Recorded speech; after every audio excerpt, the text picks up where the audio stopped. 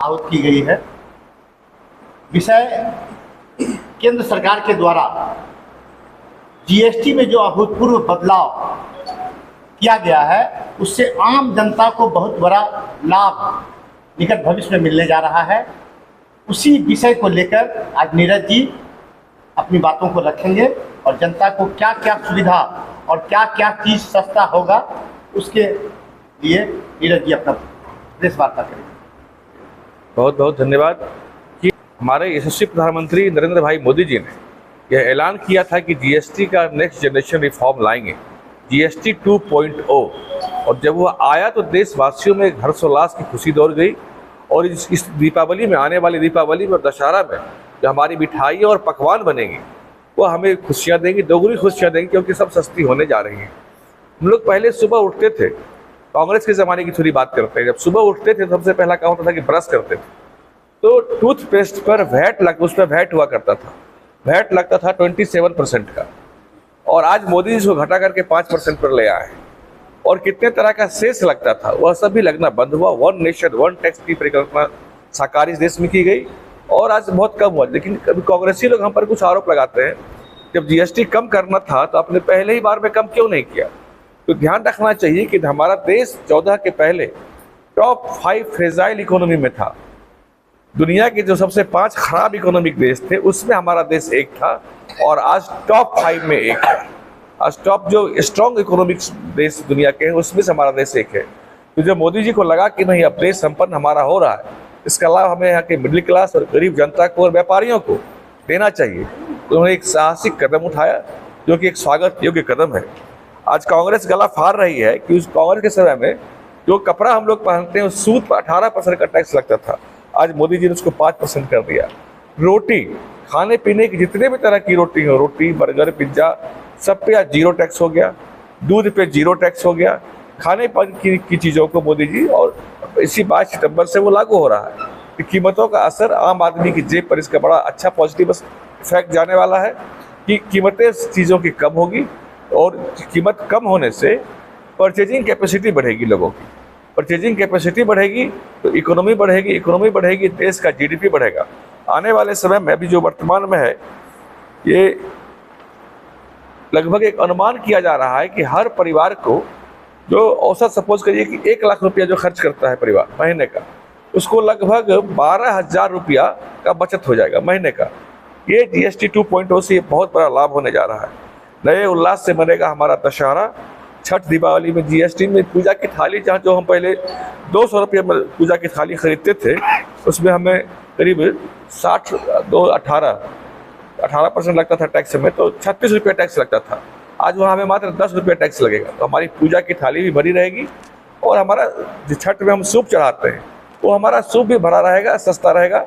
अब माताओं बहनों को सोचना नहीं पड़ेगा कि हम छठ में पकवान कैसे बनाएं, चीनी कैसे लाएं, फल कहाँ से लाएं, महंगा, सभी चीज़ें सस्ती होने जा रही हैं मोदी जी के इस माननीय कदम से। इसके लिए माननीय मोदी जी और माननीय वित्त मंत्री निर्मला सीतारमण जी को के प्रति बहुत आभार व्यक्त करता हूँ। और इस बार जो बजट, ये जो जीएसटी 2.0 में सुधार हुआ है, इसमें बिहार के लिए सबसे गौरव की बात क्या है, यहीं से हमारे डिप्टी सीएम है सम्राट चौधरी जी, जीएसटी काउंसिल की अध्यक्षता सम्राट चौधरी जी ने की। ये विषय भी आप लोगों को ध्यान रखना चाहिए, ये सारा परिवर्तन उनकी अध्यक्षता में हुआ है। जीएसटी काउंसिल के अध्यक्ष वही रहे हैं, और उन्हीं की अध्यक्षता में, उन्हीं के सुझाव पर इस तरह के परिवर्तन हुए हैं। सो चाहे आप विपक्ष कहता है कि सरकार को कभी जीएसटी नहीं लाना चाहिए, राहुल गांधी कभी से गब्बर सिंह टैक्स बोलते थे, और जब हमने इसको रिफॉर्म किया, कम किया टैक्स को, तो कहिए तो हम पहले ही कहते थे। अरे पहले आप गब्बर सिंह टैक्स कहते थे, पहले आप कहते थे कि जीएसटी लाना ही नहीं चाहिए, पहले टैक्स पर टैक्स, टैक्स पर टैक्स। एक आम आदमी को, एक उपभोक्ता को पहले 16 से 27 तरीके का इनडायरेक्ट टैक्स देना पड़ता था। आज एक ही टैक्स देने से हमारा काम हो जाता है, और जीएसटी से व्यापारियों का भी व्यापार करने का सरलीकरण हुआ है। इकोनॉमी में बड़ी बूस्ट आई है जीएसटी रिफॉर्म के, जीएसटी लागू होने के बाद। जितना राजस्व का कलेक्शन हो रहा है उतना देश में पहले कभी नहीं होता था, जबकि वैट के समय में टैक्स दरें ज़्यादा थी, उसके बाद भी इतना कलेक्शन नहीं होता था जितना कि जीएसटी को कम करने के बाद भी। हालांकि एक अनुमान है कि जीएसटी कम करने के बाद विभिन्न स्रोतों का जो विभिन्न जो संस्थाएं, उनका अलग अलग अनुमान है। कोई कह रहा है कि सरकार को 95,000 करोड़ का नुकसान होगा।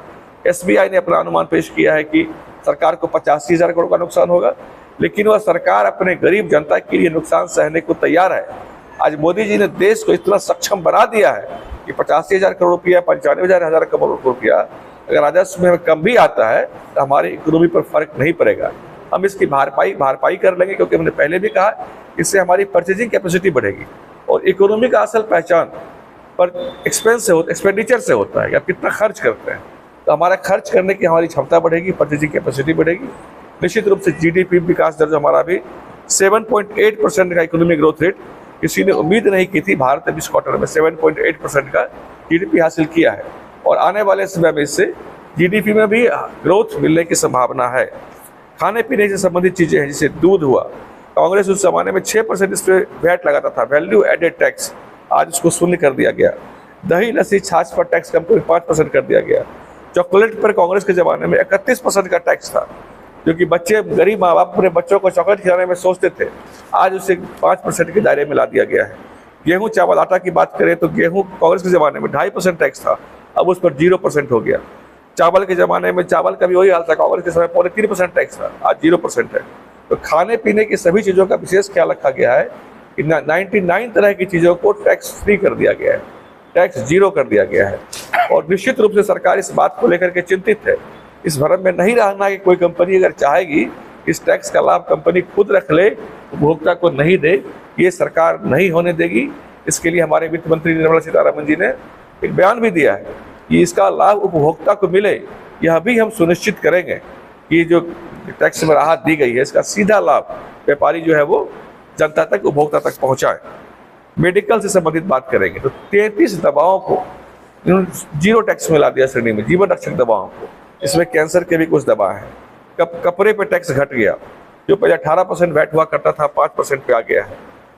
तो मेडिकल से जुड़ी मशीनरी, और एक बहुत डिमांड आता था कि इंश्योरेंस हम लोग कराते थे, तो इंश्योरेंस पे पहले टैक्स लगता था, तो लोग उससे बड़े बर्बाद होते थे कि भाई ये हमारे सेविंग का पैसा, इस पर हमें टैक्स नहीं लगना चाहिए। तो उसको टैक्स फ्री कर दिया, किसी भी तरह के इंश्योरेंस को, आपका हेल्थ इंश्योरेंस हो, चाहे LIC पॉलिसी हो, चाहे कोई प्राइवेट संस्था से अपने पॉलिसी लिया हो, सबको 0 कर दिया है, सबको टैक्स फ्री कर दिया गया है। उस पर आपको GST नहीं लगना है। टैक्स फ्री मतलब GST उस पर नहीं लगेगा, उस पर GST आपको नहीं लगना है। और देखिए किसान के मामले में जब देखेंगे, कृषि उपकरण में जहाँ पहले 16% लगता था, अब 5% का GST उस पर लगेगा। Hand pump, irrigation system, corporates, सब चीज़ में टैक्स घटा करके ट्रैक्टर का पार्ट्स, ट्रैक्टर्स और गाड़ियों का पार्ट्स सबका 12% से घटाकर 5% कर दिया गया। अब तो कंपनियों का मैं ऐड भी देख रहा हूँ कि टोयोटा की गाड़ी 3.5 लाख सस्ती हो गई, स्कॉर्पियो इतनी सस्ती हो गई, तो उसका असर आना शुरू हो गया है। और अब देखेंगे कि इसका असर पड़ेगा कि इस दीपावली में बम्पर परचेजिंग होगी, गोल्ड की परचेजिंग बढ़ेगी, गाड़ियों की परचेजिंग भी बढ़ेगी, और हर तरह से लोगों की परचेजिंग कैपेसिटी बढ़ेगी, और लोगों के जेब में पैसे भी बचेंगे, लोगों के जेब भी भरेंगे, लोग खुशहाल जीवन जी पाएंगे। और कोई सवाल लेना चाहे आप लोग तो ले सकते हैं।